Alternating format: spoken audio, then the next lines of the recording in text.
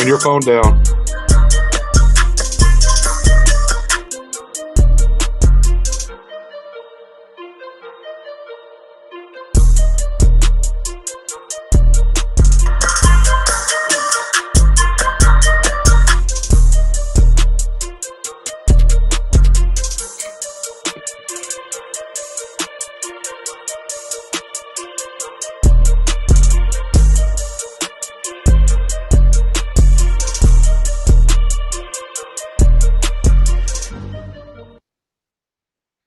Yeah, man. What's going on, Cowboys Nation? What is going on, Stargang affiliates? You're now tuned into and rocking with the Stargang podcast crew with your guy Nix, with our guy J Tuck, and with our boy Spoonie in the building. We coming over. We're gonna do some top 25, and of course, which I just saw is the promo. We're rocking out all drafts, man. We're gonna be live. We're gonna have special guests, man. We got some giveaways. We'll have a good time. Make sure you come through for that bad boy and come kick it with your people, man. You know how we do. It's all about the fan. We kick our feet up, man, and have a good time. With that being said, though, Jay Tucker, I know it's going to do this top 25, right? This top 25, maybe 32. Some of these top prospects, some of them look into our big boards and share it with the people as we're leading up here with 1 week away from the draft. But I think Spoonie, you had a little something hit right before we came on, or? Oh, yes. I don't mind sharing with everybody. I don't know if anybody heard the live interview, virtual meeting with Jerry Jones and Kyle Pitts, but I would sure love to share with everybody. 1 second. Well, so it wasn't going to be a whole lot of piss. However, some things happened real quick. All right, ready? Oh, we love to be breaking bread with you, but we don't get to do it with COVID-21. But this is an opportunity for us to visit with you, be yourself, enjoy it. Well, I'll tell you what, I'm excited to have you come into this league, and what a pair up we could do with old Dak Prescott. Some of those guys that we've got out there for options to get you the ball, so we can dream of visions of sugar plums around here. Who is the toughest opponent, individual player this past year that you faced, and why? I would say J.C. Horn. That was one of the best DBs I went against. I was somewhere in there. We're good friends. We compete a lot, and throughout the whole game, that was something we gave up. We sped up. Me and him were talking the whole game, talking trash to each other, still competing at the same time. So that's someone who's good at. He's a great fundamental, great speed. So you gotta work to beat him. How do you see yourself as a leader? Are you a vocal guy, or are you a lead by example? Kind of explain to us how you lead. I would say for the most part, I'm a lead by example. When I was here in Florida, I started with lead by that group. That was somewhere I quit one of us. Me and him kind of sat down and talked about this, saying, try and lead in levels. So you start with your position group. And you start to the offense and then eventually get to the team. So that's kind of something I tried to work on all last year. So starting with the tight end group, making sure my guys are on time to class, on time to tutor and practice. We're not missing anything. With passing classes, and we're not the weak link in the offense. So that's something that I try to harp on. All right. Oh, you guys feel like it's one thing that you need to improve on so that you can get an impact player next year? 10 seconds. And keeping my heels in the ground in the run game. Those are two things in the run game I feel like I need to improve on. That's something that I'm willing to work toward in the passing game. Just receive coverages faster and run more crisp routes. I'm telling you, it's really special to see a player come in with the potential you've got and have your head on the ground, have your head like you got it. So congratulations again. Thank you. I appreciate it. Now, that's a hype video. That's a hype video. Wow. Jerry with the sugar plums reference, the sugar plums reference, saying, a weapon like you, certain things. God. Yeah, more on the call. Yeah. Oh, lot of titillating things there. lot of titillating things there. Yes, David Jenkins, it was. And what a better, they could have ended that versus a better way. One of the best verses they have done. But with that being said, guys, obviously we're coming into the scene. We're going to do this top 25. We're going to talk about it. Kind of keep it Cowboys centric. We're not going to talk about the quarterbacks too much. Okay. We're going to kind of talk about us in our, first 4 picks in the 3 rounds, and kind of talk about the top 25 guys that we want to see there. But boy, what a better way to. Oh well, Mister. Well, you just missed Jerry Jones and Pitts having a little chit chat. And look at a couple things from Pitts real quick, right? Let's deduct before we move on. Let's kind of deduct what Pitts had to say there. Now, granted, he's working with Horn in LA, so it's him, Horn, Fields, and Parsons are all in LA at the same facility working out together. Obviously, he went against him during the regular season. Pitts saying that he was the hardest matchup for him during the year. So shout out to the Horn gang that's in the building. Right. Pitts giving a little love to the Horn gang as well. Also, another thing in there said, what do you need to work on? Saying, I need to keep my heels in the dirt, finish off a little better in the run blocking style. So obviously he's keen on what he needs to work on, what he's trying to work on. And, sounds like things that a tight end, not a wide receiver, right, would be working on as well. Guys, let me spin it around and get y'all's thoughts on the nice little interaction between Jerry and Mr. Kyle Pitts there. I'll start with you, Tuck. Yeah, I'm kind of speechless, man. I don't know what I just saw, man, because my question would be is why? Why is this, being released? We didn't see this with any other prospects. I don't think we even saw this last year, if my memory serves me correct. So I feel like what's happening right now is Jerry Jones feels the momentum. He loves the headlines. He knows what he has in Kyle Pitts and the Cowboys. It's kind of a box office conversation that we kind of started here. And here we are. So 8 days out from the draft. So I feel like Jerry Jones is rolling with it now. Well, does that excite me and think that maybe Jerry does have the infatuation where he could possibly move up? I think so.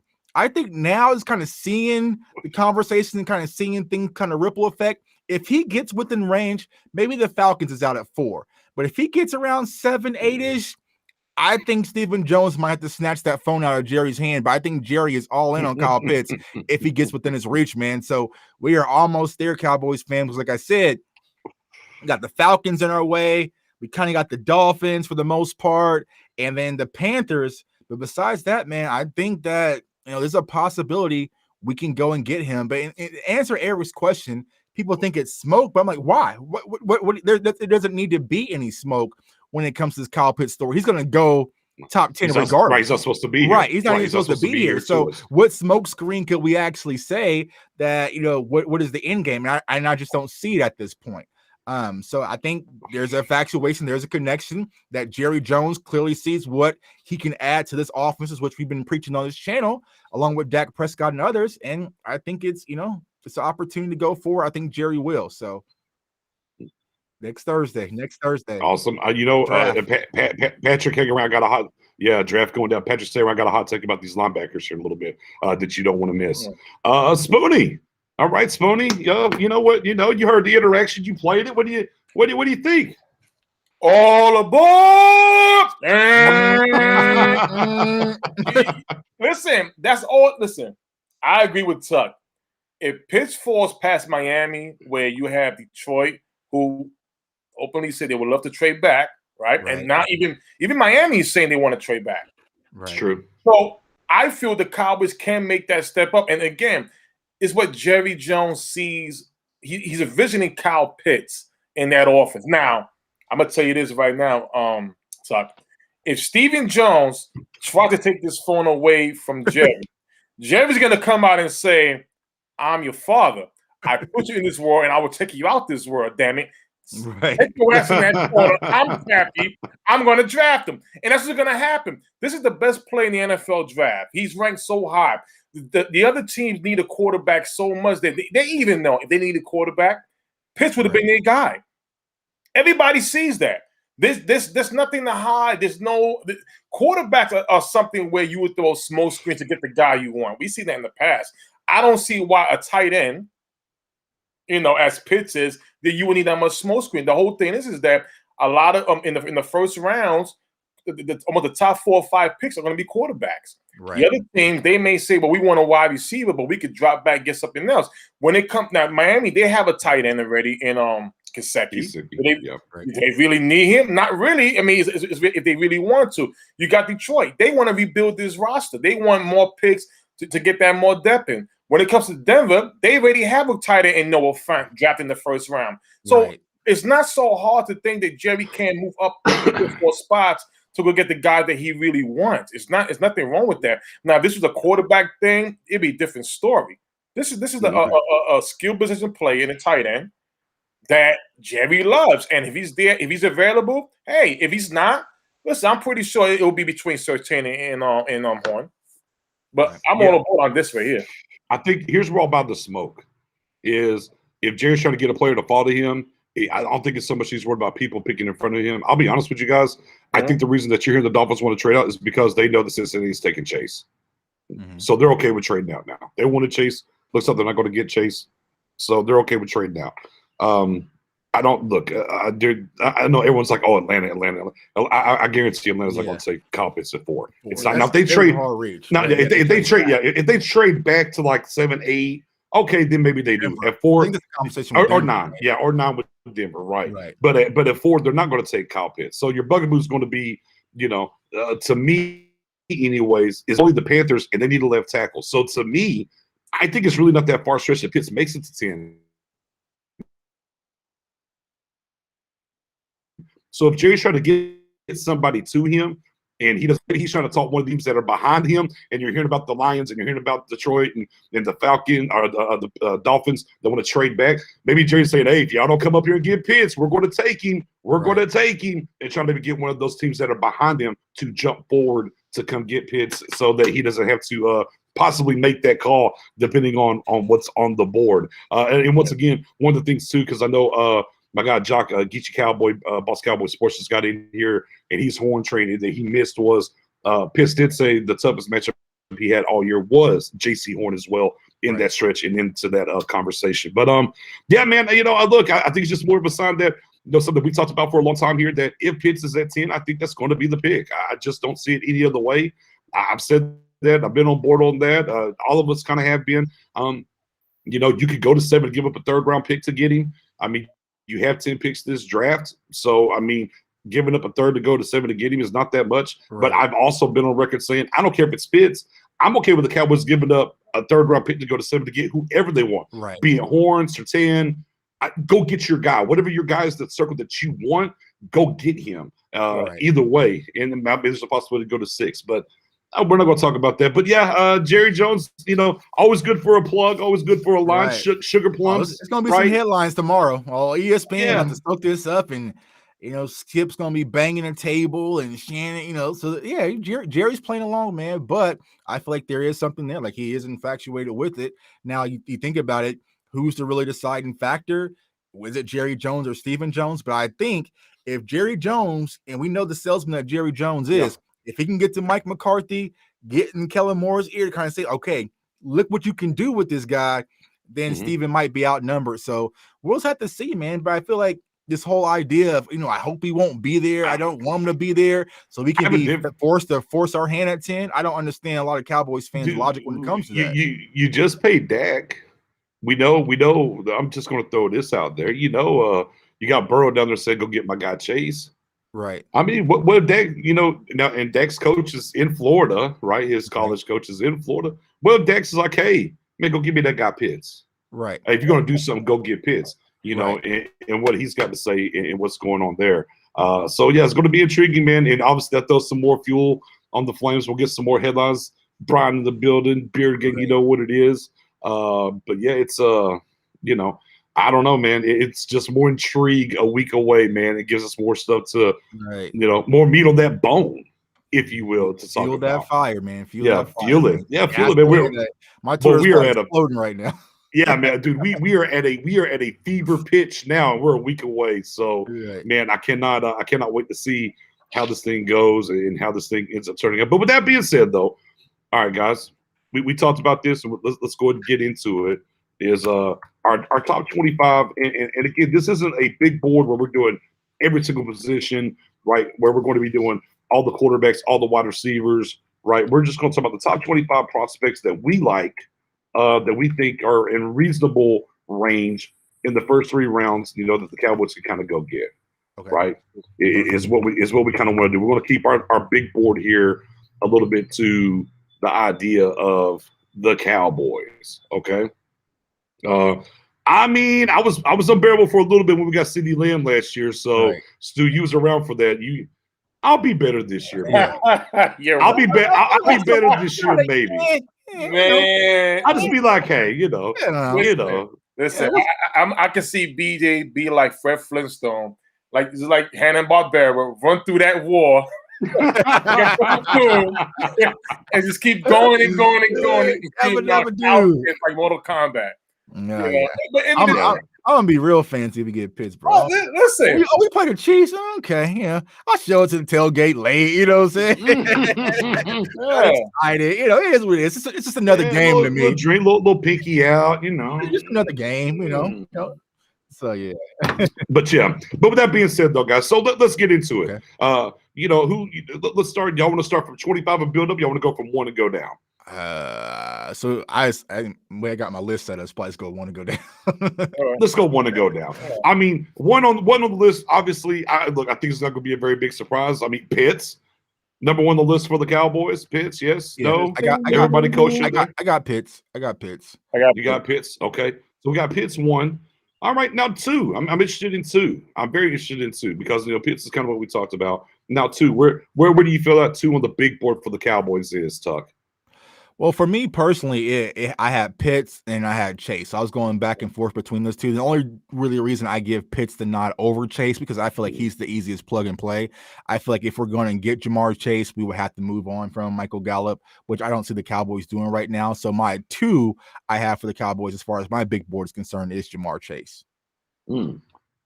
Spoon, who you got at 2 for the Cowboys? I'm the same. I got Jamar Chase. Jamar Chase. Jamar Chase is just that kind of guy. And I do agree with y'all as well. I'm completely, I'm not really big on taking a wide receiver this early. I'll talk about some speed and things we get later. But you can't deny the talent. If a guy like Chase was having to be there at 10, obviously you'd have to give pause and say, okay, well, this guy should be here.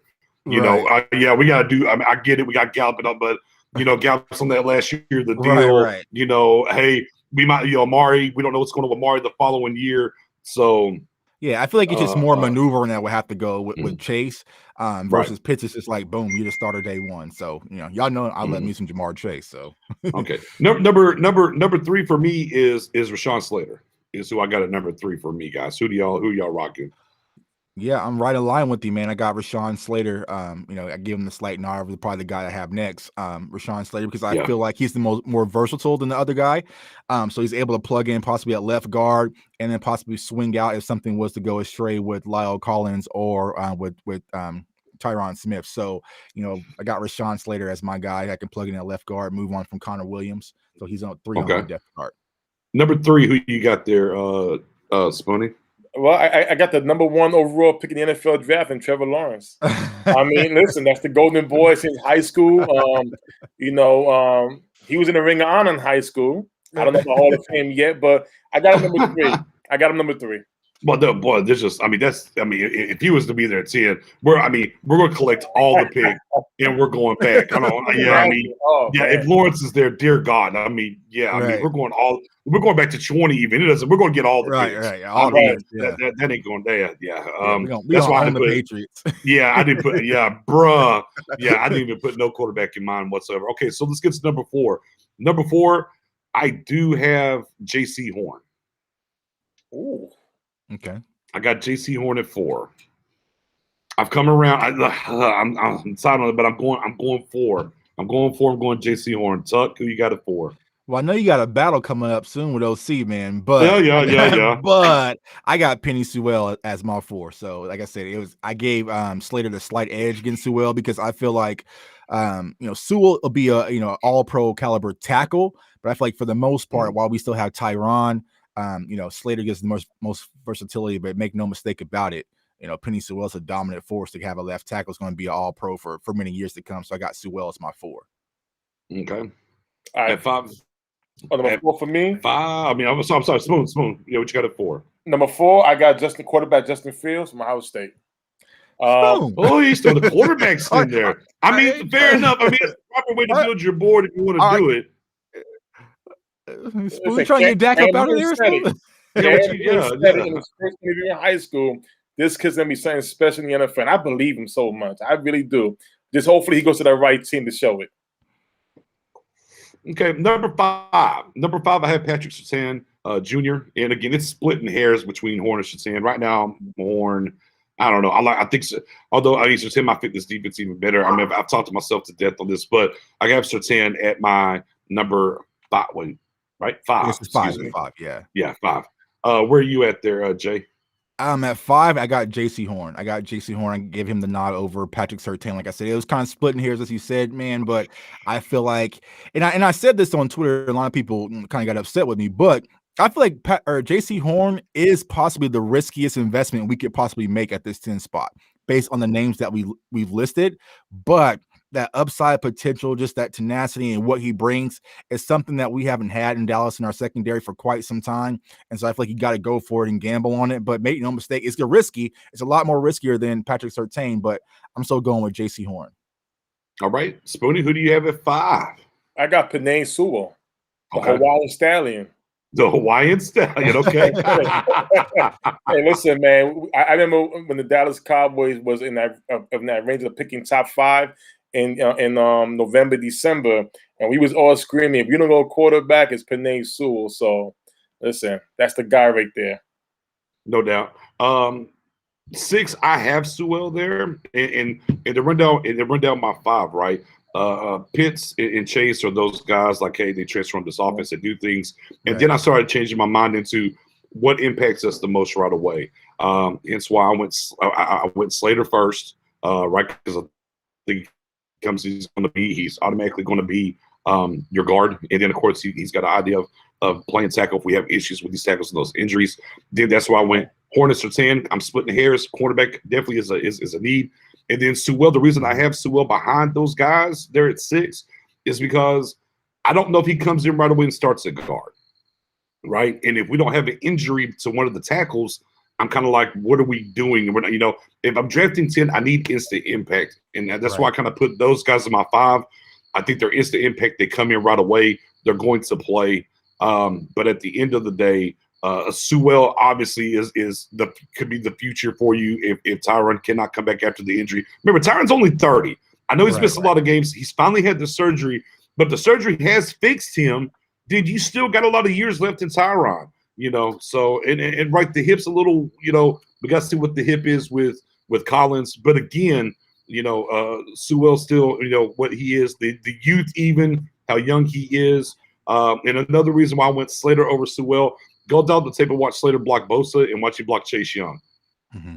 And that's why I have him over Sewell at this point. So let's get into number 7, J Tuck. This is 6, right? 6. I'm sorry, 6. That was my 5th. I'm sorry, 6. 6, I got Patrick Surtain out of Alabama. I feel like No.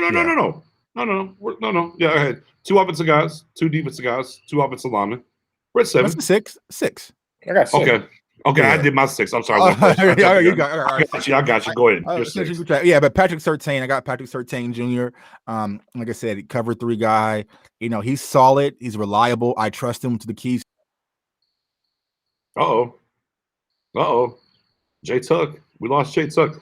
Go ahead, Spoony. Who's your 6? And we'll get J Tuck. It's Pitch calling Tuck. I think Pitch is calling Tuck. Yeah. Hopefully, we're coming back. For my 6, for my number 6 guy. Oh, go ahead, Tuck. You there? Oh, there it is. So, yeah, go ahead, Bishop. Kick me out. Yeah, Patrick Surtain, man. I got my 6th pick, man. Like I said, even though he's not the exciting, sexy pick, man, he's reliable. And I feel like where we currently right now stand, we're gonna need an outside corner. So I'm going with Patrick Surtain. Okay. My number 6 guy is the best defensive player in the draft. Michael Parsons. I thought about switching, man. Michael Parsons. That's the best. Yeah. Listen. I know a lot of folks don't want Michael Parsons on this team. I wouldn't be really mad. I'm just more concerned of the. I'm just more concerned for if we was to draft him. Just the media reaching for his past history and bringing that stuff up. Listen, at the end of the day, he's a very good player. Very good player. You know, he's the type of linebacker that we've been talking about. He reaches his coverage very good. Tuck, I recall you saying on your show, run defense, right? DJ, I recall you saying about 2 years in the playoff ago, the butterball is running through our defense like, no, we need run defenses, right? Well, that's the answer. He's an answer to that right there. So I got him number 6. Yeah, absolutely. Number 6. All right. Okay. Well, all right. I mean, I like where it's going. J-Tuck, go lead us off for number 7. Yeah, number 7, right off as what Spoon said, I got Micah Parsons. Like I said, I feel like he fills the void for immediate need, which is the run defense. And I feel like also he helps with the linebacker depth. Because like I was saying in my video yesterday, if LVE goes down, we're right back to where we were last year, especially without Joe Thomas. Like my guy Joe Thomas is gone. So now we're really scrambling for help because you possibly have to move Jalen Smith back to the middle linebacker position. Now who's going to be your Sam, because you're going to have Keanu O'Neal playing your Will. Sean Lee still sitting back chilling. He's probably going to come back, to be honest with you, because still no decision. So I feel like when you get a Micah Parsons, right, and think about this, and you guys can answer this question too. For the most part, what cornerbacks in today's NFL that you really have to scheme around? I would probably say like 2 to 3. Ramsey, White, Alexander. Yeah, I mean, Jones, Xavier Howard down there in Miami, maybe. You know, you got to be careful with those guys, right? Gilmore before this year, Gilmore kind of maybe took a step back. Right. But, yeah. And so, but for the most part, if you're able to add a guy who can play on this front 7, who can move around and just cause chaos and get in the backfield, you have to take that into consideration. Like, think how teams were scheming for Aldon Smith after those first 3 games. And so you have to take into consideration, which will also open up things for Randy Gregory getting his first full season, knock on wood, and also for DeMarcus Lawrence. So I feel like Micah Parsons brings a lot of upside and fills a void that we don't have here in Dallas. And I know there's a lot of questions about maturity and off the field. I express myself on that too as well. But sometimes the linebacker position, you might just need an asshole out there. You know what I'm saying? So it's like, it is what it is. And plus he was a kid, like, to be fair. So I'm all in on Micah Parsons, coming to Dallas. And I know a lot of people were kind of on the fence about that today, but if we're looking at it from a football perspective, he definitely makes sense. Okay. Spoony, your number 7? My number 7 guy is going to be Jay Waddle, wide receiver out of Bama.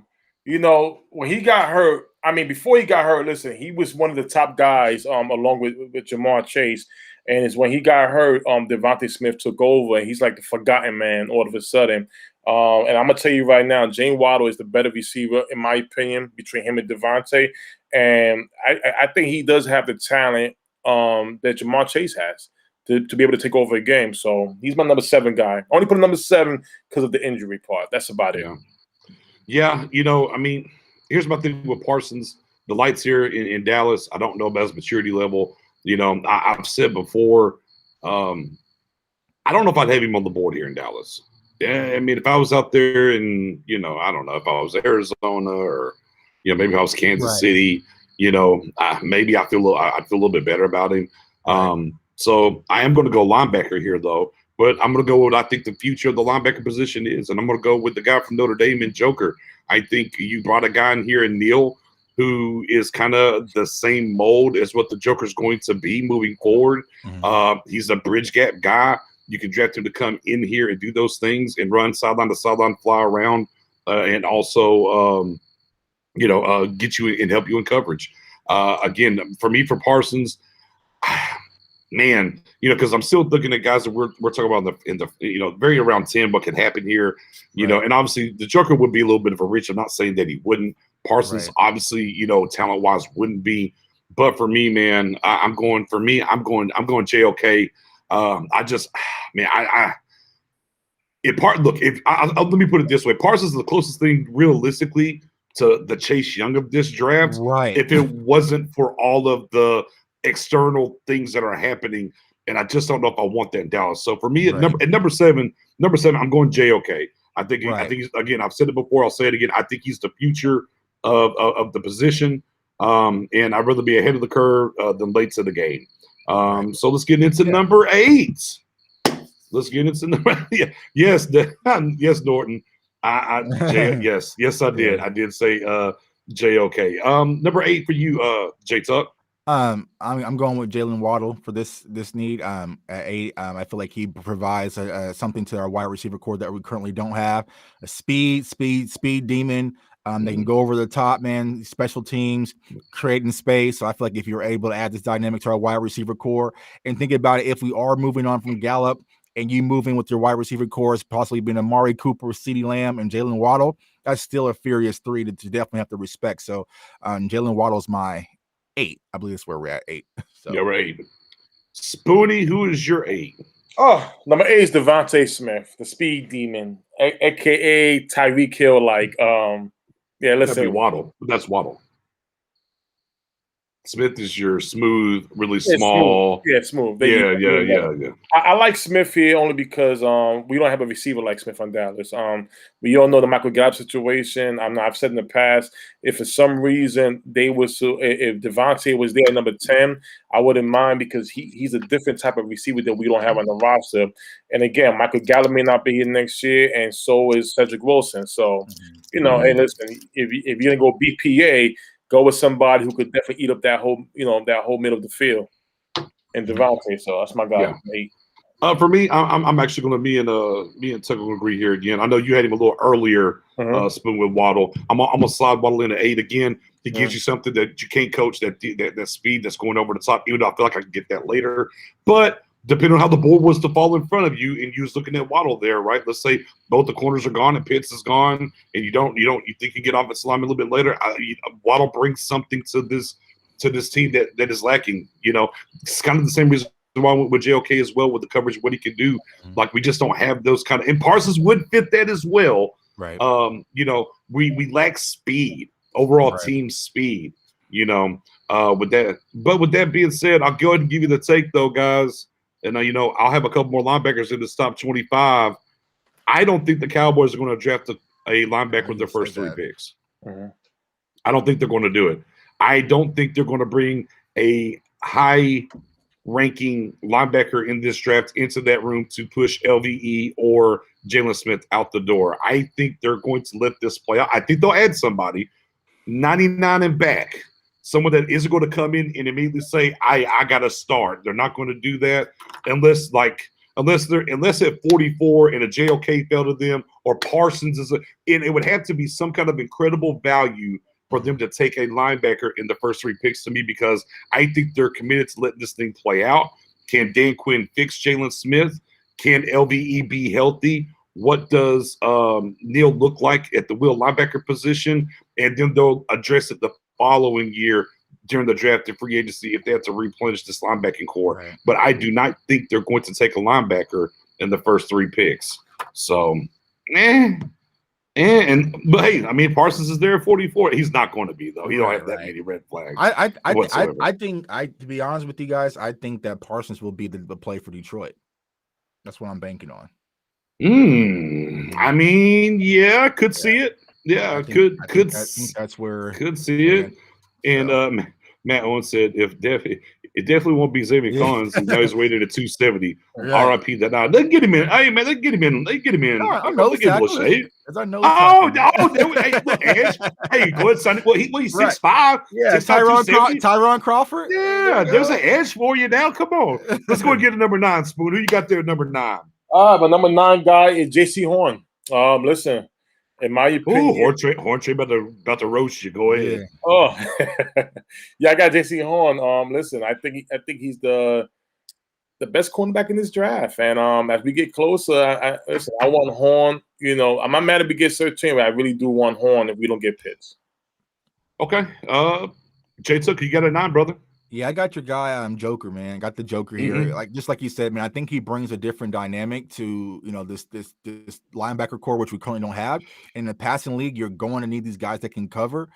So think about it. If you're able to kind of mold him with Keanu Neal and kind of see if this Keanu Neal experiment works, Keanu Neal's on a 1-year deal. If that doesn't work out, because I think, more than likely, Keanu Neal's going to want his money next year. And we know how Stephen Jones is with the pocketbook. So you can kind of groom him, under Keanu O'Neal, have 2 coverage type linebackers on passing yardage downs and really kind of be ahead of the curve, as you said, Nick. So I'm going with the Joker right now. Plus, the guy, even though he's kind of light, that a lot of people want to compare him to, he brings the wood, man. He can hit. So I don't want people to kind of discredit him in the run game. Just trust me, like that. Go watch the highlights, get that Florida State game. He can he can knock some heads off, man. So I'm going with the Joker here at 9. I'm gonna surprise some people here with a number 9. All right, I'm gonna surprise some people. I'm going Caleb Farley, guys. Okay. I'm going Caleb Farley. I think, I know the back end bothers you, but boy, we're, as people want to talk about so much of the ceiling and athleticism and everything that's of Horn, well, Farley exceeds even that of Mr. Horn. Right. So for me, I've said this before. To a certain extent, he pseudo reminds me of a Cromartie that came out of FSU. This tall guy, really fast, obvious, get the back injury up out of there. So yeah, man, I'm gonna slide Caleb Farley into number 9, man. I still have high hopes. I think he's gonna go, like I said, I think he's gonna end up going top 20. I think he might go top 20 in the draft still. I really do. And again, I said before, it wouldn't shock me if he ends up landing in Denver at 9. But yeah, I got Caleb Farley as my number 9, guys. I think the back's going to be okay. It's a minor surgery. I've looked into it a lot more. With what's going on, it's a slight thing. I get it. It's still back. It's still young. It's worrisome, but I think Caleb's going to be okay, man. And I'll put him at my number 9.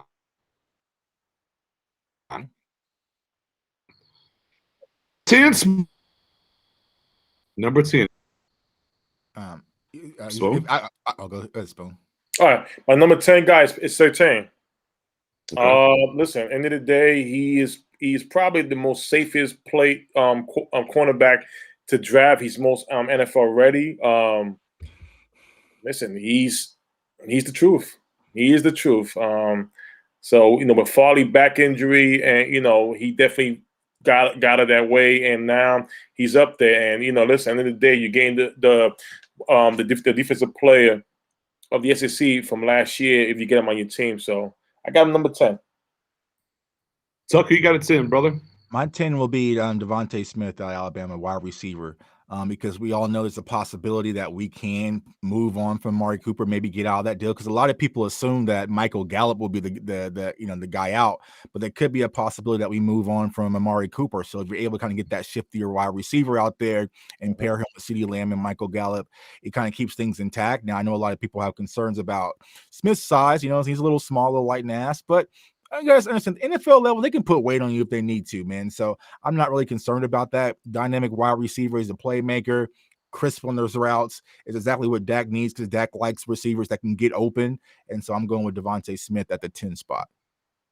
Word. All right. Number 10 for your boy. I'm going right back to Virginia Tech. And I'm going with Christian Christian Darisaw. Mm-hmm. Offensive tackle. Watch this tape. I think he looks really good. He's definitely a true tackle. This ain't gonna be no guy. I don't think you're gonna slide inside to guard, right? But I like what he brings to the table. And again, where we're talking about adding some offensive linemen, I'm if they're serious about this offensive tackle situation, I'm very comfortable with Darisaw being at 10 for me as we're talking about this Cowboys-centric board here. 10 for you there, Spoon. I'm sorry, 11. We're on 11 now. Excuse me. 11. Yeah, my number 11 guy is Chase Young's worst nightmare. The guy that he does not want to see again. The guy that has pushed him around with his small hands, and that is the almighty Rashaan Slater. Mm-hmm. Listen, we know we had our issues with Connor Williams. He had a solid year last year, but we know he's on his way out. Might be on his way out if they can get better at the position. But Rashaan Slater will give you that. Can he play tackle? Of course he can. But he could definitely come in right away and play guard until they find out next year what they're going to do with Tyron Smith. So that's my number 11 guy. All right. J Tuck. Yeah, and for this one, I'm going to echo off what you just said, Nick. I'm going with Darisaw at 11.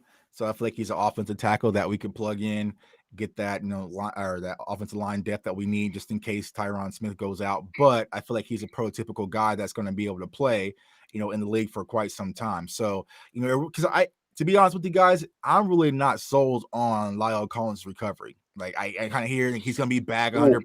I just don't believe it. I have to see it myself. So I really want that insurance policy, and I'm not going out there with Terrence Steele again next year.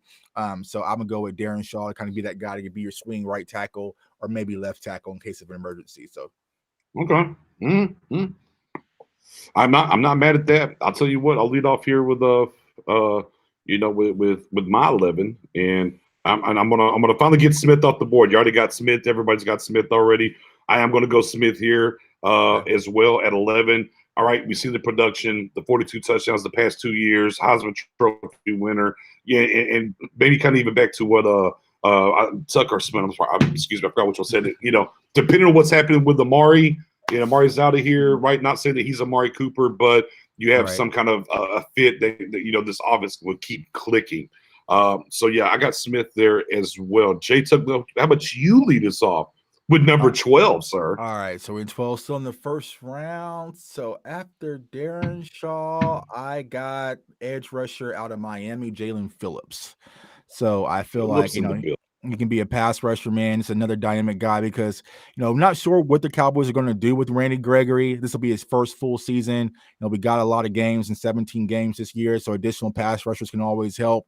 And I feel like Dan Quinn's going to want to bring pressure, and I feel like Phillips will be that edge rusher guy that can come and help and be alongside DeMarcus Lawrence and kind of be that other body. Because like you said, I think that last night you said that, Knicks, we don't know where this staff and Dan Quinn really going to stand where it comes to, Bradley and I think they'll possibly want to move on from Dorrance Armstrong, though he's kind of gotten the golden, ticket from Jerry Jones. So I feel like if you're able to get a body of the caliber of Jalen Phillips in, it can definitely help this defense as far as rotational. So I'm going with Jalen Phillips at 12.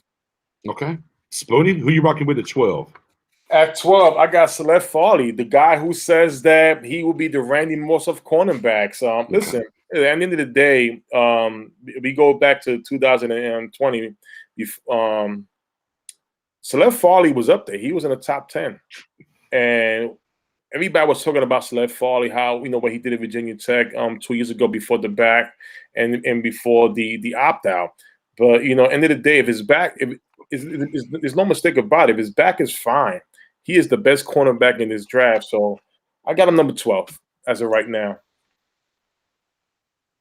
Yeah. For me at 12, I'm still going to lean on. I'm teetering here because I'm thinking about the Cowboys. I think I'm going to do it. I think I'm going to buy the smoke. I think they like a Trevor Morick. So I'm gonna stick to safety here. I'm gonna stick to safety here at 12. Trevon, I think they're high on him. I think that's legitimate if they trade back into the first round of late in the, if he's sitting there. I think Morick would definitely be one of the guys that they would trade back into the first round for.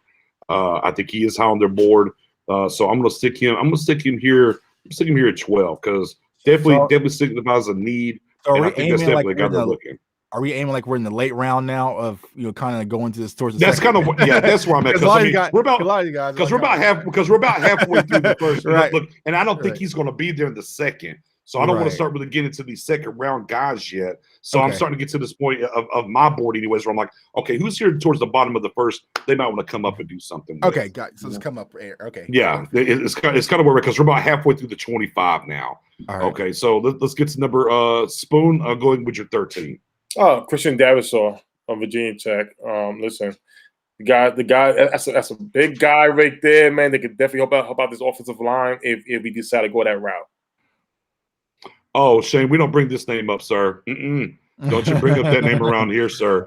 Don't you do it? I was laying out my big board, man, getting my 50 laid out. I took him and the other guy off that we're not going to mention. I was like, I don't even want them on my list, man. I don't want to talk about them. Yeah. I don't want no ideas. I'm not even putting those. I'm not putting that bad mojo out there, man. They're off the list.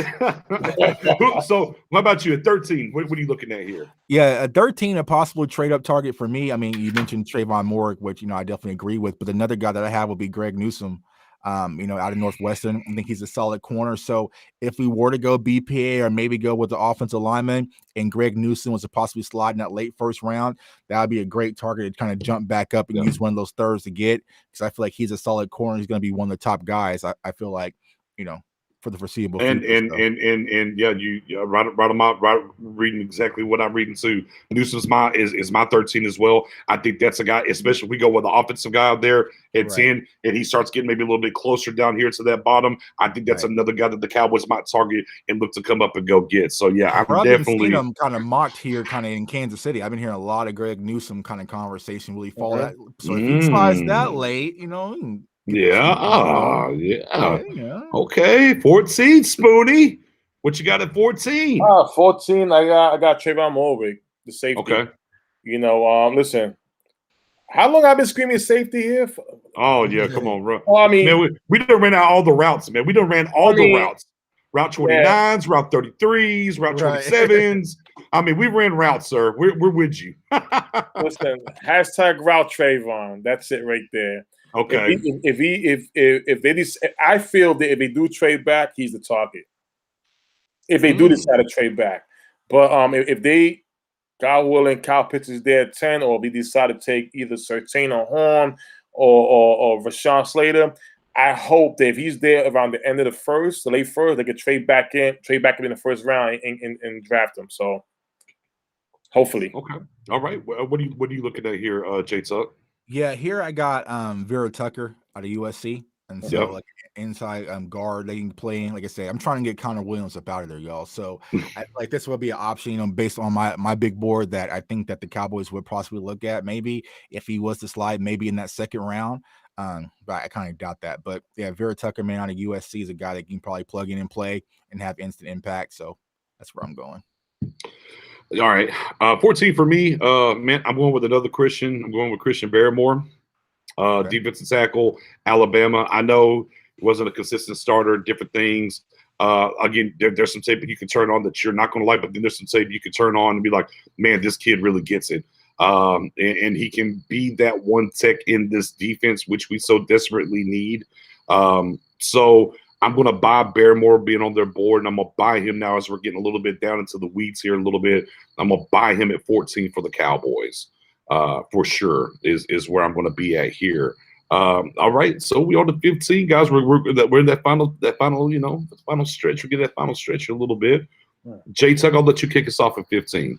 Yeah, and I know Spoon's already mentioned this guy, but I think that this might be an opportunity to go get Caleb Farley. I feel like Caleb Farley with these back issues, man. Even if the medicals check out, it's a back. And I think someone just said also in the chat, man, a back issue since high school. It's not like it's just something new. So, the smallest little things in the NFL, plus, like I said, he's an opt-out guy. He really hasn't had the contact. Though the athleticism is there, though the upside is there, with the back, man, that's my back hurts right now, man. I have a heating pad back here. You know what I'm saying? So it's like, I know how it feels, man. And if he's able to tweak his back off a deadlifting injury, that's going to be a red flag for a lot of these teams. So I think that Caleb Farley could slide unless one team just says, you know what, we checked the medicals, everything's good. We're just going to risk it. But I feel like for an investment for a lot of these teams, they won't. So I feel like Caleb Farley could possibly slide in the late first round, which could be a trade-up option. So, yeah, I'll go here at 15, and I'm going to get the pass rusher who I like the best as well. And it's also Phillips. I'm not going to mention any other guys. I think if they do go somewhere at a DN, I'm hoping that it is Phillips, nobody else, and I'll just leave it at that. I don't want to talk about DN too much. Spoon. Now, listen, number 15, I got the guy who wears one of the greatest players of all time, Michael Jordan's number, right? I got a guy right here that when they say what's the best position for him, they say anywhere, any linebacker spot. I got a guy here, Jordan, and I mean, my God, maybe one game he look like Ray Lewis. Maybe one game he look like Lawrence Taylor is playing the 3-4 defense. I got a guy that I like so much that I know the Cowboys will not get him, and that guy is number 23, Xavier Collins. 270 in the building. Big whopper in the building. Listen, the guy's a special player, in my opinion. That's just me. If I was in the boardroom and they say, "Hey, Spoon, you can pick the number 10 overall pick." I know you're down waiting for me outside the stadium with torches and pitchforks and stuff like that. But to me, this guy is, I think, on the right team, right defense surrounding. This guy's going to be a star in the making, in my opinion. I know he will not be a Cowboy, but I know maybe going to Pittsburgh, Baltimore, maybe even Buffalo. That's where he's going to land at, and he's going to be, a star in the making in that linebacker position. Okay, fair enough. Spoon, I mean, hey, you like who you like. Right. All 270 pounds of him. you like. He's going to be bigger than Randy Gregory. Yeah, playing linebacker. That's crazy. I mean, you think about that for a second. I mean, that is crazy, right? With that being said, we're over here to 16. I'll start 16 off. And I'm back doing a guy I think Tucker mentioned a little bit ago. The interior offensive lineman is where I'm headed as well, from USC. Again, and look, we only got 1 year left with Connor, and if there's a chance that maybe we have an opportunity to replace Connor this year, that's great. And also the other backside thing with him too is we don't have a backup center, guys. Right. Like it's literally the last year's rookie Tyler Banderish and Tyler Badaz, aka the Badass.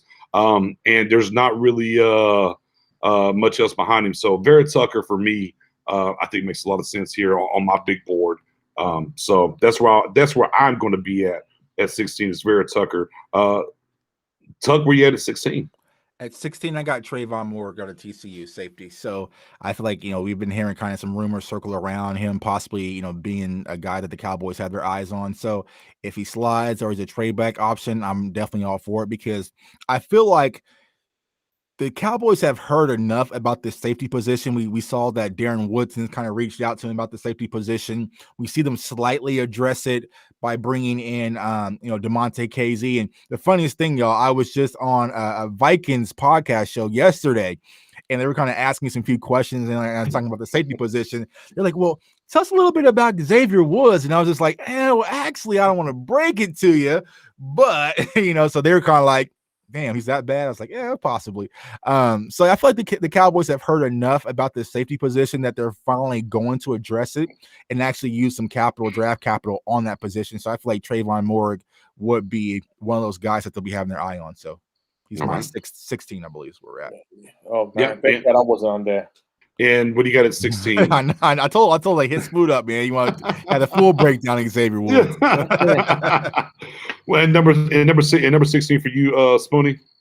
Number 6 is your guy, BJ. Mm-hmm. It's the Swiss Army knife, JOK. Listen, some say he's better suited to play strong safety. Some say, Will. At the end of the day, I think he was on point when you said that he is something that he's basically the future of the position that the NFL, the team's going to really like. And I think JOK will display that on the right team. I'm really liking his game. He gained a couple of pounds being reported. I think he was like 215. But remember, Darius Leonard from the Colts, he was about 215. And he's a stud right now. So I got JOK. I got JOK in that number 16 spot. Okay. All right. Well, then, go ahead and lead us off to Spoony with number 17. Number 17, I got Jalen Phillips out of Miami, the defensive end pass rusher. Listen, I don't want to say his partner's name and jinx it, but I have to say Gregory Rossu was a top 10 and top 12 player earlier on. Jalen Phillips came out of nowhere and shot up there. So, listen, some scouts got him compared to Bosa from the 49ers, is that pass rush. And there's even talk now that even it seems like the New York Giants may even want to take him at 12. So this kid's definitely rising up the boards. And again, like Tuck said earlier, I know he got him earlier.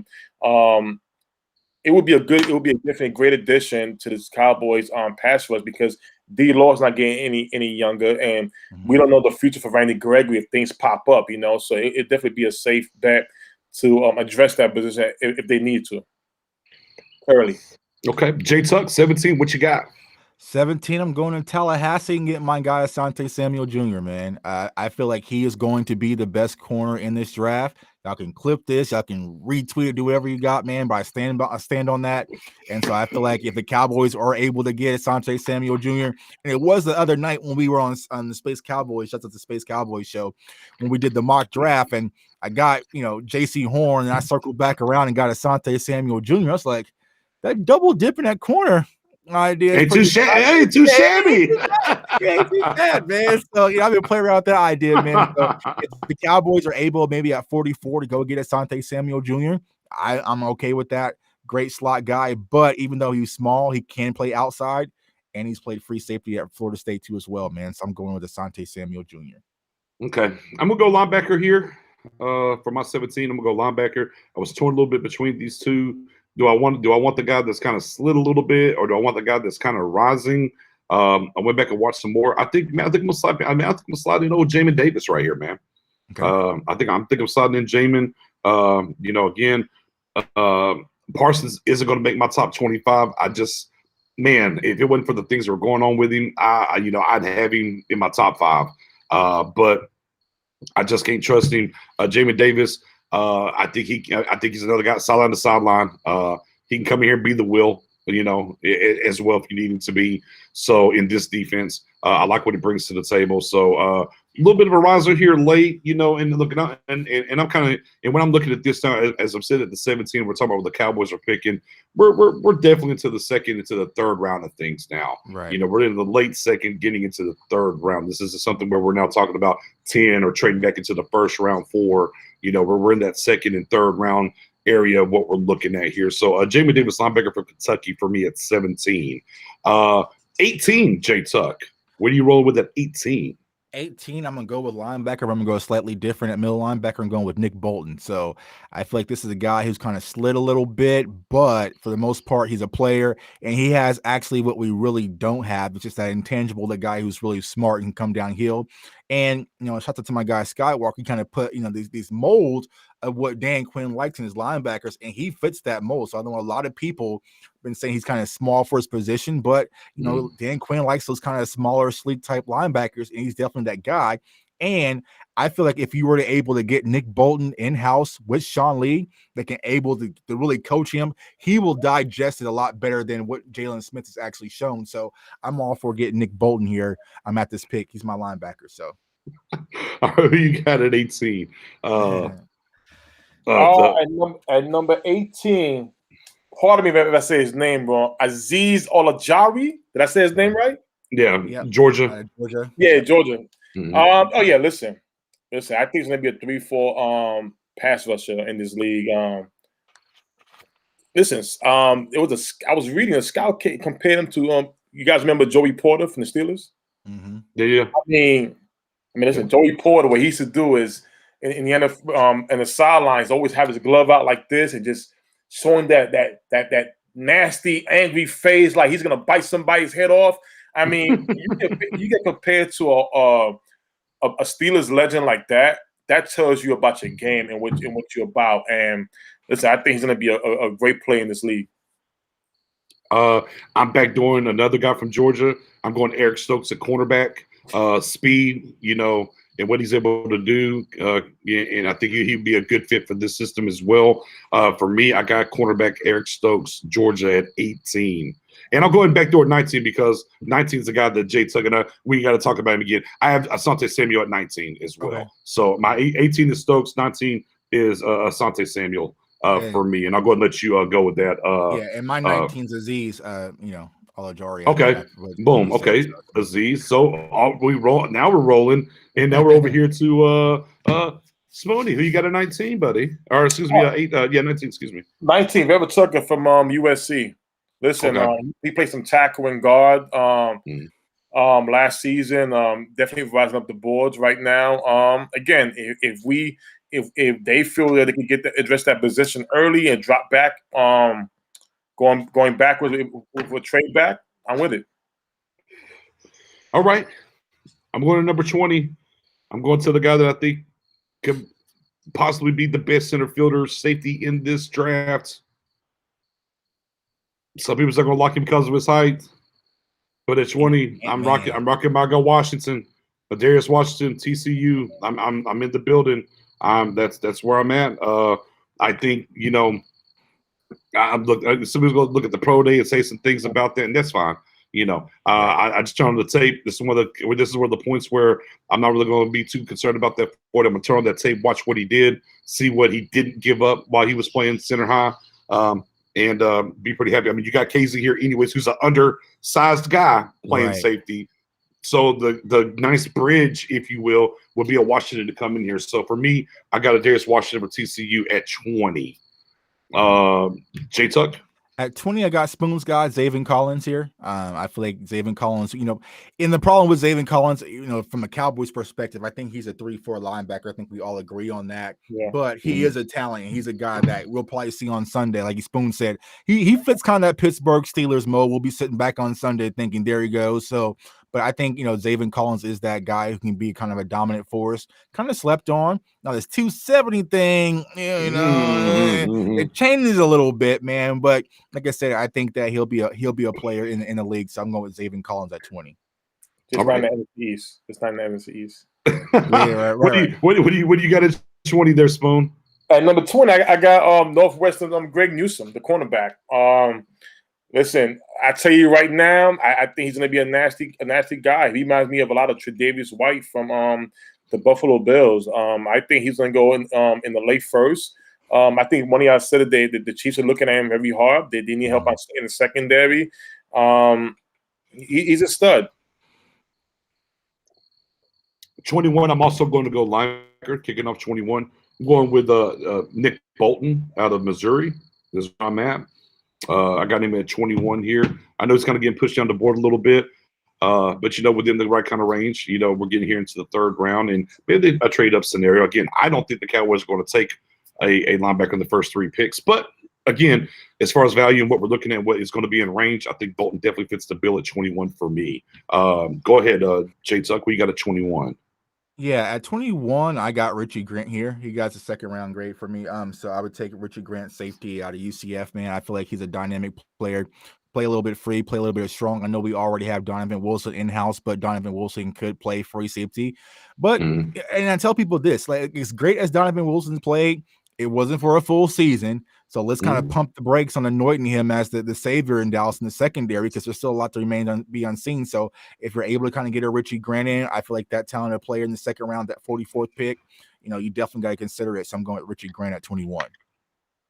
Gotcha. And at 21, what you got there, Spoony? I got a guy right now who will walk into camp and says, and wave his 3 bowl rings like this, and go, my hand kind of hurts. And that's Christian Barrymore, the defensive tackle from Alabama. Yeah. Listen, the man's a beast. I know for some reason, Tuck and BJ, anytime Cowboys they talk about we need defense, and if Barrymore's mentioned, no, not right now. No. I don't know what it is, but listen, he's gonna be a problem. Hopefully, if we don't go after safety going back into the first round, they feel Barrymore's that guy. Hey, I wouldn't be mad at him as well. Got you. No doubt. And at 22, I'm also have a defensive tackle at 22. I got Ellen Mcneil, NC State. Kind of a tweener, but you can definitely play the one technique. A little bit of a tweener. But I got Mcneil over here at 22. Okay. And Jay Tucker, you got at 22. At 22, I'm going with my guy, Ant-Man, Darius Washington, man. So let's go, Ant-Man. Let's go. Ant-Man. Yeah. That's what I'm called of Ant-Man. So Darius Washington, for all the reasons that you said, Knicks, man, just a single high guy, you know, and he's one of my favorite ball hawk guys. I feel like he is absolutely what we need in Dallas. Now, maybe the second round might be too early of a reach, but he's a ball player, man. I know a lot of people get caught up on measurables and size and arm. Can you play football? And when I turn on the tape, he can absolutely play football, man. So Darius Washington would be my guy that I would love to plug in with this Dallas Cowboys secondary and give me a lot more confidence, to be honest with you. So, no doubt. All right, 20. All right, and then 22 for you, Spoon. Oh, my 22 guy. He's a guy that where's Mendoza at? Mendoza. Okay, we got Tuck, and this guy right here I'm about to mention. He's like, wait a minute. My daddy played in the NFL too. I got some damn bloodlines, right? Mm-hmm. And my daddy was a good cornerback, right? Yeah. Asante Samuels Jr. Yeah. I mean, listen, the numbers don't lie. PFF don't lie, right? You guys are members of people. So end of the day, why is he being left out of this conversation when we're talking about Horn and Sertain with their fathers and acting like Asante Samuels wasn't a good player? He was a very good player in this league. I mean, Cowboys fans, we know that, playing in our division. Asante Samuels Jr. is going to make a team. Maybe some of that SEC bias is what's going on. Oh, yeah, you ready now. Gasoline, man. Yeah. Like I said, Florida State is the real DBU. LSU is DBU State. And then Alabama is DB Community College, man. Oh, there we go. There we go. Hey, J-Tub, why don't you lead us off with 23, man? 23, I got Jamin Davis out of Kentucky, man. So for all the reasons that you said, Knicks, man, I feel like this guy is a coverage guy. He can actually play, 3-down linebacker. He can pretty much do it all. I like what he was able to bring from a tangible standpoint. If he was a little bit bigger, I would probably put him over Parsons because I like his ability, what he really brings. But he's only like 217-ish, 218. So, but he kind of fits that new Joker mold that you've been talking about. That a lot of these linebackers are starting to be, but he can definitely come down, play in coverage, and also help with the run game. So I've been going with Jamin Davis out of Kentucky at 23. For me at 23, I literally tucked 23 here because the guy wears 23, and I'm bringing Xavier Collins to the board. 270 and all. I'm bringing Xavier Collins to the board finally. Trimming down, playmaker. Let's see what he can do. And look, and low key, it's not that DeQuinn hasn't had big linebackers before. But as I'm looking at here, go and bring. At this point, I'm looking at Xavier Collins, man, at 23. What you got there, Spoon, at 23? Oh, at 23, I have a guy that listen. They always say that. No disrespect to anybody who watching the board. There's some short guys have a complex. Well, the guy I'm about to mention has a complex. He's like, wait a minute, because I am about 5'9", I can't play football. But wait a minute, I'm gonna run a 4.6 on a bad leg right now. I could run a 4.4. I'm somebody, Cowboy Nation. If you want a ball hawk, I'm right here. I mean, Dan Quinn had a certain short guy as well, and Earl Thomas, right? My guy's a Darius Washington right here. Listen, end of the day, I believe, in my opinion, I think he is the best safety in this draft. I think he is better than Trevor. But they're gonna pick whoever they pick is right for that team, and that's what it is. Word. At 24, I got another safety here. Dip it over to Syracuse. I know a lot of people aren't high on him. I've been around the wagon wheel the whole time. My guy Andre Cisco, production don't lie.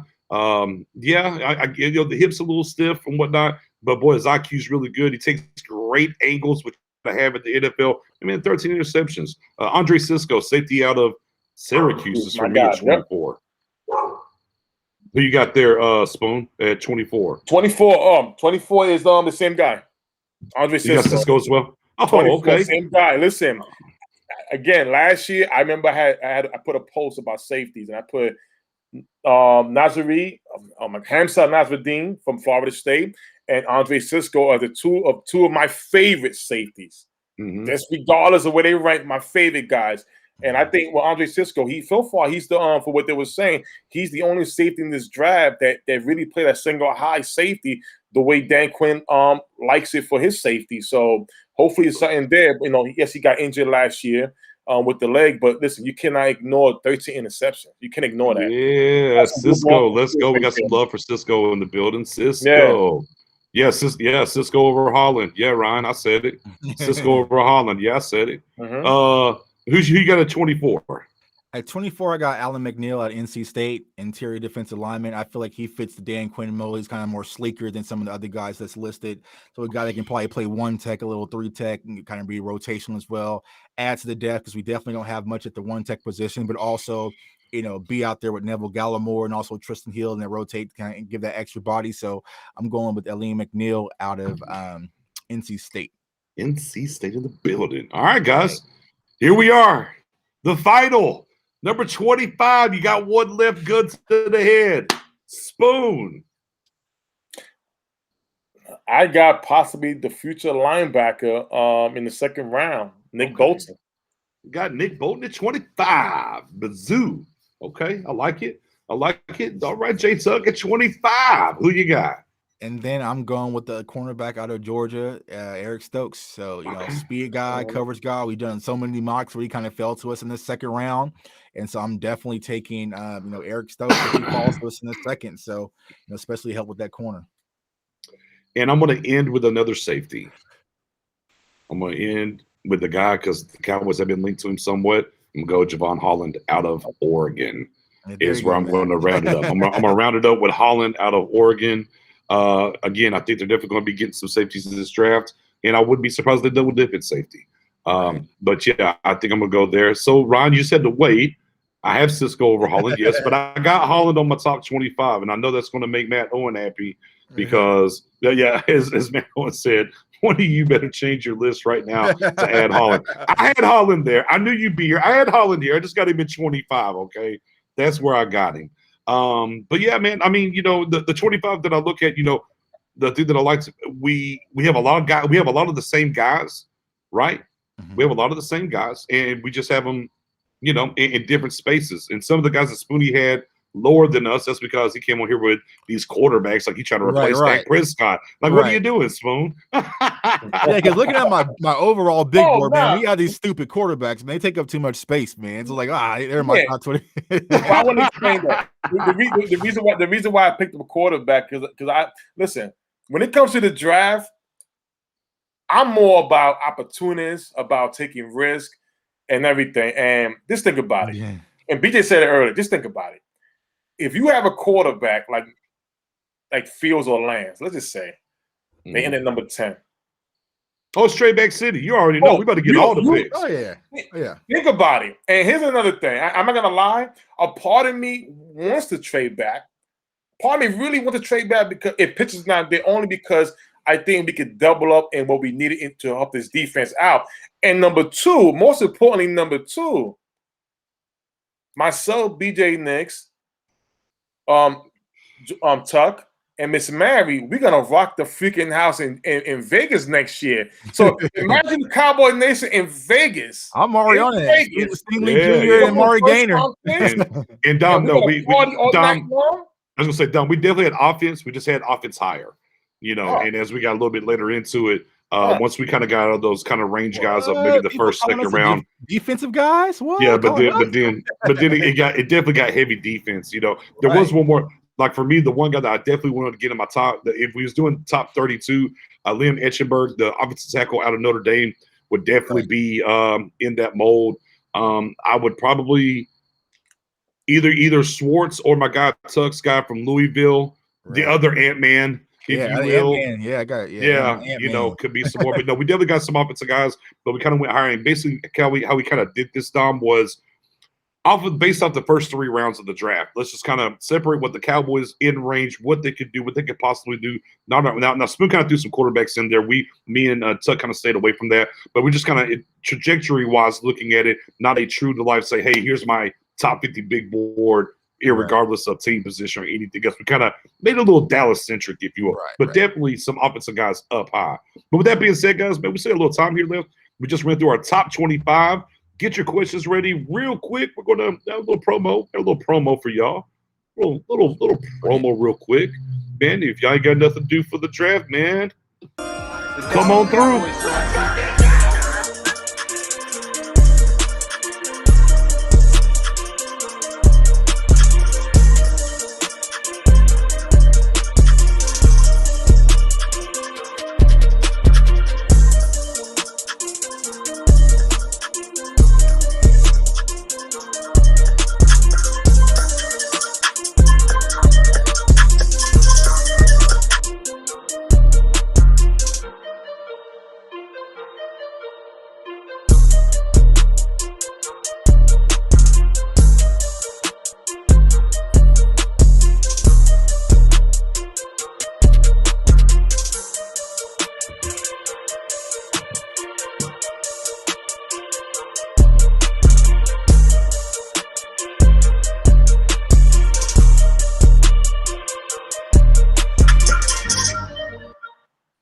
Yeah, man. The draft next week. You already know what it is. It's about to go down. We're going to have a good time. You already know.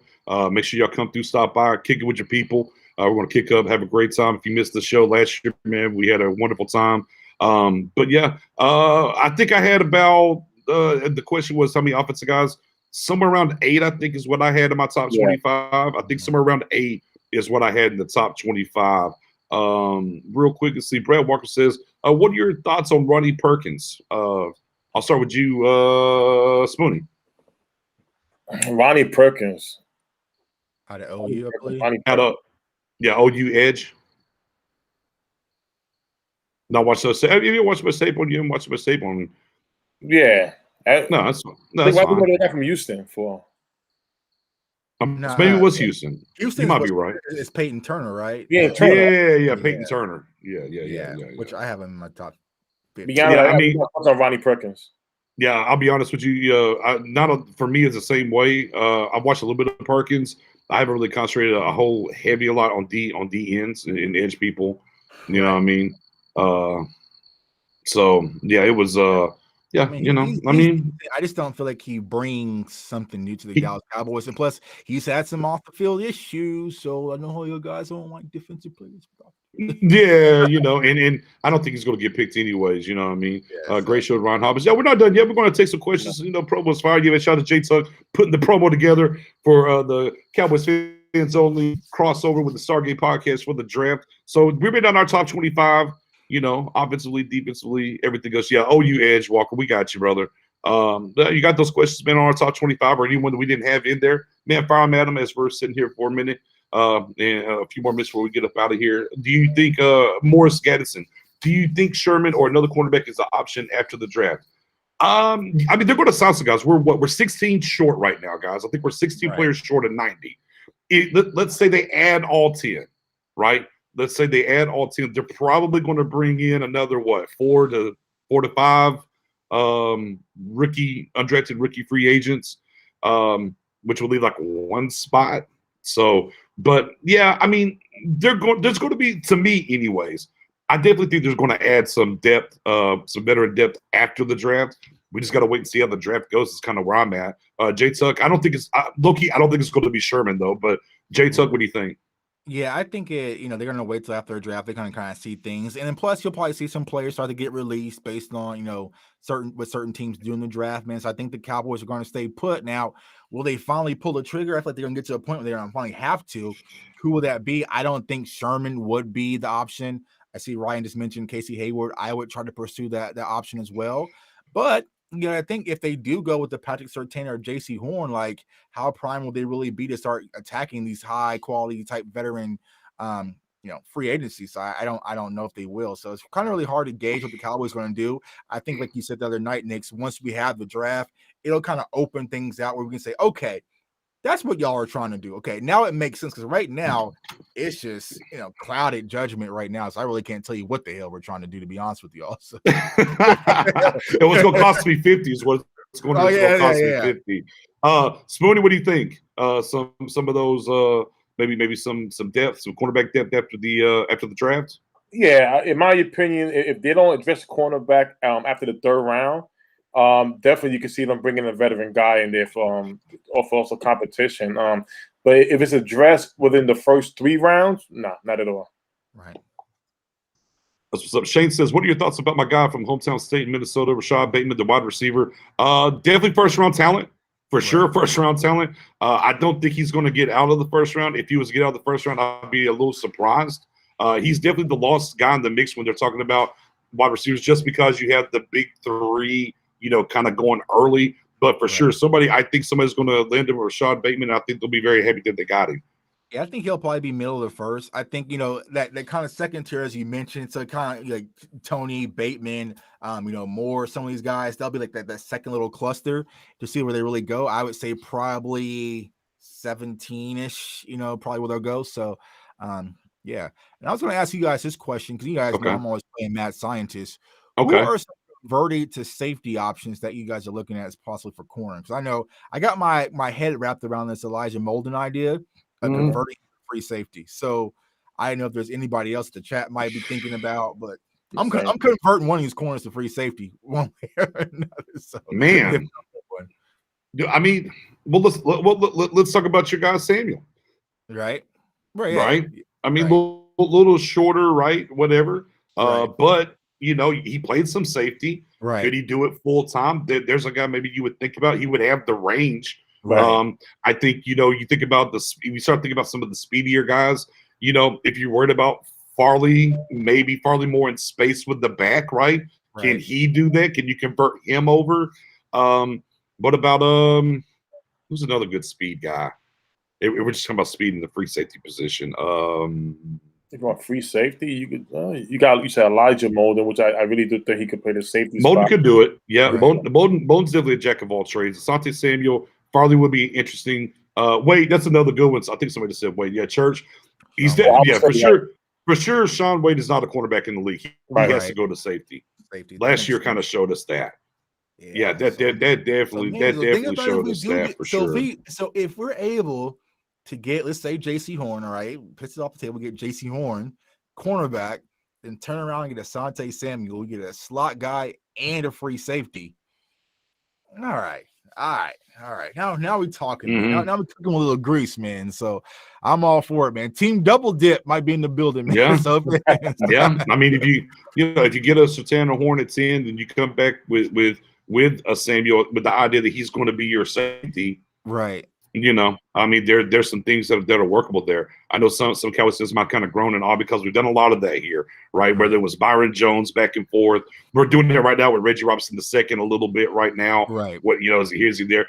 You know, we talked about Cheeto. Well, maybe Cheeto needs to go play safety instead. Right? We saw Lewis. We saw Lewis even go back and play some safety, you know, last year even. So yeah, I mean, I know there's some moans and groans, and you know, and we've been so dry. I mean, the last time that we took a safety and higher than the fourth round was J.J. Wilcox. Right. Right. A converted running back that played safety, and we took him in the third round. So yeah, you know, but again, there's guys that can happen. I mean, for sure, and that's why you know we're bringing up the Samuel. Right. It's instincts, and Samuel definitely. When I think about the tape and what he does. To me, you know, if we're not worried about the overall size of that free safety, which it does look like Dan Quinn is, right? I think Samuel definitely can do it. So the double dip, I don't think we're taking linebacker. Double dip, yeah. I mean, double dip on him, dip on him, man. Because like I said, he played a little free safety at Florida State under Taggart, so it's like make it work. Your boy Willie Taggart. Yeah, let me dive through here. Let's see. It says, your top 25 list tells us that you guys love the safety class despite popular opinion. No, it sounds like the sweet spot is 44. I think it could be. I think 75 might be there as well. I think my top 25, and again, this is kind of Dallas-centric, represents the fact that I think they're going to care about safety with Dan Quinn in the building. So I kind of got those guys that I think that are in there. For me, the trade-up option is Trevor from TCU. That's what I think. I think Trevor's the guy. I think of Darius Washington. I think he's probably the best pure free safety, and I love Cisco. So I definitely love those three guys. The other ones, Holland has the measurements. He can do things. And if you notice, Richie Grant's not on my top 25. I'm out on Richie Grant. I don't think Richie Grant fits here. I know a lot of people love Richie Grant. I think Tuck had Richie Grant in his top 25. I didn't have him in my top 25. I'm not a big fan. I know the late guy, right, Johnson to the building from Indiana. Cool, you know, kind of a late riser. You know, if you get him in the third round, am I really going to complain about it? Not so much, but I do think the safety position is much deeper than a lot of people give it credit for. There's not a lot of top end guys, but there's a lot of those guys from rounds 2 through 4 that you can go get that I think do a lot of work in this draft. I think there's more safeties in this draft for sure than there are linebackers. And another name I'm gonna toss out, you know, you always see that meme of like the guy holding the hand, he's looking back at the girl. So James Wiggins, safety out of Cincinnati, is a guy who I've been watching very closely, man, that I like. And so if he's available maybe in the late third or fourth round, I think he could be a dynamic player. So you guys definitely check out James Wiggins. So yeah, and I feel like that's the hard part. It's like, you know, are we getting gassed by a lot of these mock drafts? Because I think for the most part, we think, okay, we can get our Darius Washington in the 4th, but could he possibly go a lot sooner than what we're accustomed to? And how does that really change the dynamic of the draft? Because I think once the safeties start to roll off the board, teams are going to start grabbing. And it wasn't really until I did the live draft with the Eagles guys and the Washington guys and the Giants guys was like, okay, they think differently than the computer thinks. And they start grabbing stuff a lot early because I was like, oh, I'll get a Darius Washington in the 4th. And in the 3rd round, I'm like, bro, I just took it. Okay. So, it's really like where things are really going to go next Thursday with a lot of these players. I mean, it could be a lot of smoke screen with Darius Washington, but I could see him going early in the 3rd, just off of the skills. So Dom with my favorite 1st-2nd combo right now is Horn and Samuel. Hey, let's do it. Hey, wow. Don't bring that in here, boy. Mendoza. Double dip, bro. Oh, boy, you bring a Hornet. It wasn't until we did the other night. I said, bro, that is sexy, man. You get Jason Horn, Asante Samuel with Trayvon Diggs. Okay. That gets me excited about the Cowboys defense. Just getting me one, I'm cool. But if you go ahead and get me 2 of those guys, all right, now we can talk. Boy, if it's Horn Asante Samuel, we're not going to be able to control Mendoza or Jay. I'm jerseyed up. Oh boy, I'm hitting the pro shop on draft day. With the great questions always pertains to the draft is there's always guys who go top 20 that nobody expects and guys who were locks that fall out of the 1st. Of each side, who's your guy? Spoony, who's your guy that's going to fall, and who's the guy that's going to show up? It's easy for me to say Caleb Farley's going to fall. Right. He is. I think he's going to go to 2nd round probably. Easy 50 for me. Thanks. Yeah. And a guy's going to jump up. I think Jalen Phillips out of Miami. I think he can get drafted within the top 15. Okay. J-Tuck, you want to take it next? Yeah, guy that can fall out of the top 20. It's tough because I feel like, offensive lineman could be boring answers. I'm trying to. I mean, here's the thing, right? Like, I can take the layup drill. Mac Jones going to the top 20 is, to me, I'm like, wow. Right. I mean, he's going to go, so I won't go there. How about this? I'll give you a surprise top 20. I'll give you a surprise top 20. Jamin Davis, linebacker. Ooh, I'll take my shot. That's a way. I'll take my shot. Yeah. I'll take my shot. Jamin Davis has been flying up the board. Linebacker is not very deep. We've seen Nick Bolton kind of slide back. Here comes Xavier Collins being 270 all of a sudden. Maybe there's some worries there. Jamin Davis has been flying up the board. So how about a Jamin Davis? I'll give you my surprise top 20. How about Jamin Davis?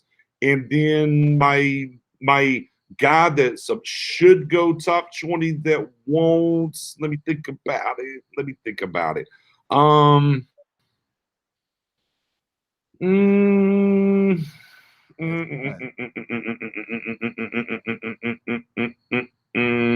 See, Caleb Farley's going to go. I already know. So the guy's going to fall in the top 20.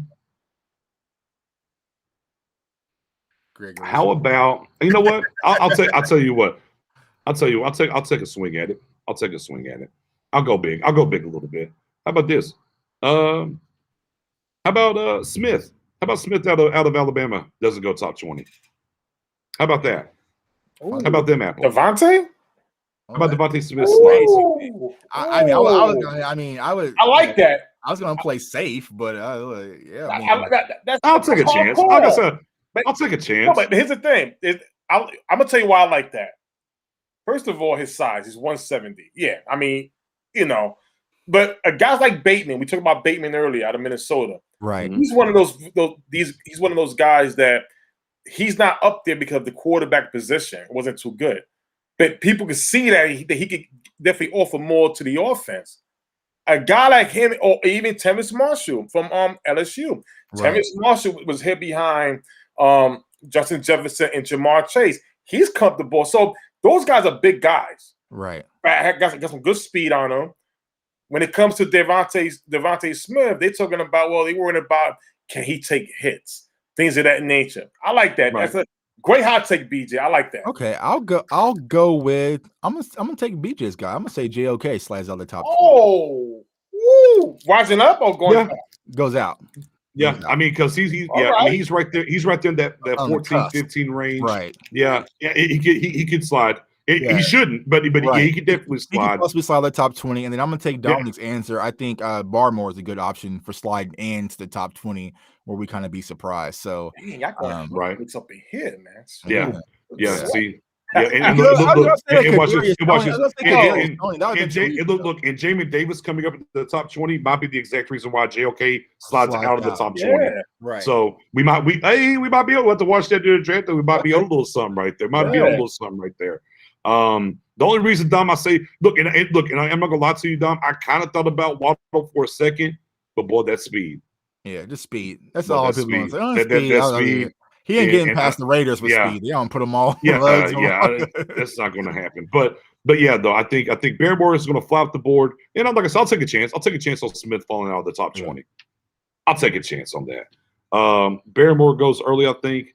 I mean, again, he's the best, quote unquote prospect. Right. As long as he don't go 10, I'm okay. Okay, as long as he doesn't go 10, feel me here. Don't go 10. Right. I'm good. But yeah, I mean, he obviously could come up that board for sure. And there you go. Exactly, Ron. Teams always overdraft speed. You got to do that. And look, there could be a corner that comes up that board too. To be honest with you guys, we look at Stokes' speed. Look, as much as we're talking about Asante Samuel, and there's been some reports out there. Some people think he might be the best. I've even seen Surtain versus Samuel. Maybe Samuel's that guy that rises up the board. That we just think he's going to be he's short. He's going to be laying around there at 44, and all of a sudden the Chiefs. Oh no, we'll take that. But we got to get to the top 20. Hey, maybe Philly has a record of Samuel being them. We're gonna get a Samuel Jr. all of a sudden, and reach. May I say this, y'all? See, y'all put in some great stuff. Talking about JOK, talking about Asante Samuels, Jr. These are reasons why I don't get mad at me, boy, please.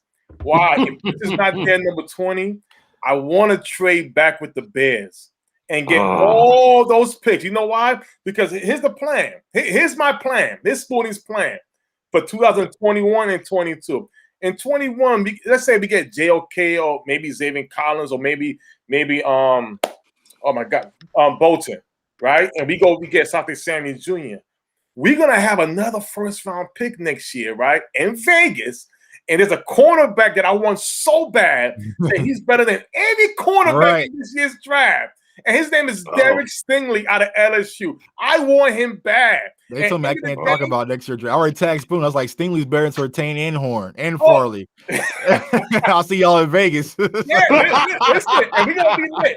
Listen, with 2 first-round picks, we can move. And I believe the Bears can finish in that top 10, top 12 range. So a nice package to move up and get Derek Stingley. Oh, listen, y'all gonna have to hold me down in Vegas, man. So you can go get that corner next year versus kind of selling.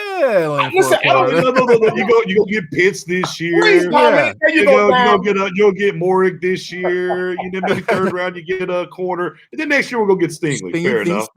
And then with our actual pick, you turn around and get Amari Gainer at linebacker. Yeah, we already set for Vegas, man. We got this thing figured out, man. Listen to your people over here. We got to figure it out. Yeah, man. We're futuristic, I want to trade up and get that. Let me tell you something. Listen, maybe we go team take next year. Oh, damn it. We start on no team take. Man. No, we are not doing that. But yeah, man. I mean, it'd be love to go get him. But here's the thing about it: no matter what we finish, if we want to trade him, go get him and mortgage the farm, we go get him now. We can go get him. I want But next week, though, we are definitely going to do our final, our complete final mock draft. We are going to stick and pick every position. We're not going to do no trade ups, no trade downs. We are going to stick and pick. It'll be the official CFO and Stargate final mock draft. We'll put it on the board. We'll have dress rehearsal. We're going to have it right there. Unfortunately, we're not going to. We've done a lot of these with the fam. In the comment section. I don't think we're going to do the fam. I think it's going to be the monsters that are here, and we're going to do it, and we're going to lay it out there for you. Shane out here is loving your idea there, Spoon. He said, preach, Spoonie. Preach. But with that idea, before we're getting into next week, now, we kind of had some talks off camera, and Jay Tuck, you ready to move down to 20? Are you ready to move? Are you okay with moving down to 20? Nah. Nah, Okay. not moving down 20. Oh, listen. Are you willing to move down any? Nah, I'm not team trade back at all. I'm not. Okay. Unless it's one of those rare instances like if Justin Fields falls or I want to say Trevor Lawrence. Someone's really about to mortgage their future for us to come at the 10, then absolutely. But nah, just to move back and maybe get an extra second or a third in this year's draft. Tuck. Candy, we going candy shop. Tuck.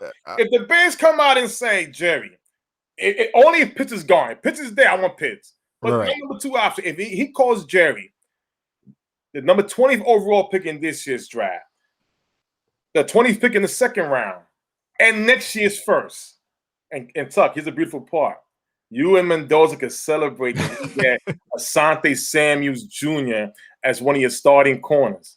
Okay. Yeah. Just think about it. And then next year, we could package that pick up, those 2 first-round picks, and move up to get Derek Stingley. I'm telling you. Okay. It's just the Cowboys we're talking about, though, man. Yeah.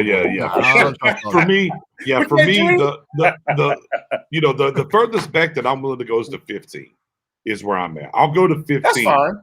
And look, and if it's a quarterback, I'm sorry, Bill Belichick, it's going to cost you 46 and next year's first. It's a quarterback, so you're not going to come up just for 46. I want 46 in next year's first, right? And I'm willing to go that far back. But we've had a mock where we took that trade, yes, and we were white, literally, we were white. They're like, oh well, Sertan's here, Horn's here, da. Oh yeah. We can move back. We'll be good. Right. Now we did end up with Slater. Right. We ended up with, but it was like literally it was Slater and nothing else. Like the cupboard was dry, And look, and you have to be honest and be open about those things because if you do move back from 10 to 15, even though there's 2 of those corners on the board, let's say they are, it doesn't mean they're going to make it to you. So I mean, it's obviously a chance. You got to have the opportunity there. But for what we're going to do next week is definitely going to be just us sticking and picking. Dom says he's willing to go to 19, but not 20. So to go to 19. So you don't want the Bears. We'll go to 19. What's that? Right? Is that Washington? That's Washington, I believe. Dominic? Washington was. Is it Washington or the Vikings? Washington's 19. Washington. Okay, then. So yeah, no. I ain't trading one. I'm good on. Good on that, Dom. Hey, you guys just need a quarterback. Here's one. You can have it on us. No. We taking picks though. We're gonna take. Oh wait, I got. No. I'm not. Yeah, I'm not giving Washington the quarterback. Ain't no way in hell. And, here you want Fields? Yeah, sure. Come on up and give Fields. Right. No, I'm good. Right. I'm kosher. Yeah, I'm all the way out on that. Yeah, here's another one though. Here's another one. Okay. Now the New York Jets, they got 2 first-round picks. They picked number 23, right? I wouldn't be mad at that one either. You know why? Because guess what? They're gonna pick in the top number 2 in the second round, and that's another great thing. So we're going to be right there at 34, picking number 34, and we can still get a guy like maybe Trayvon Moore if he's still there, or I'll talk Asante Samuel Jr. and trade and get that play. And number 23, you can take Trayvon and get that first round pick for next year. If only if Pitts is gone.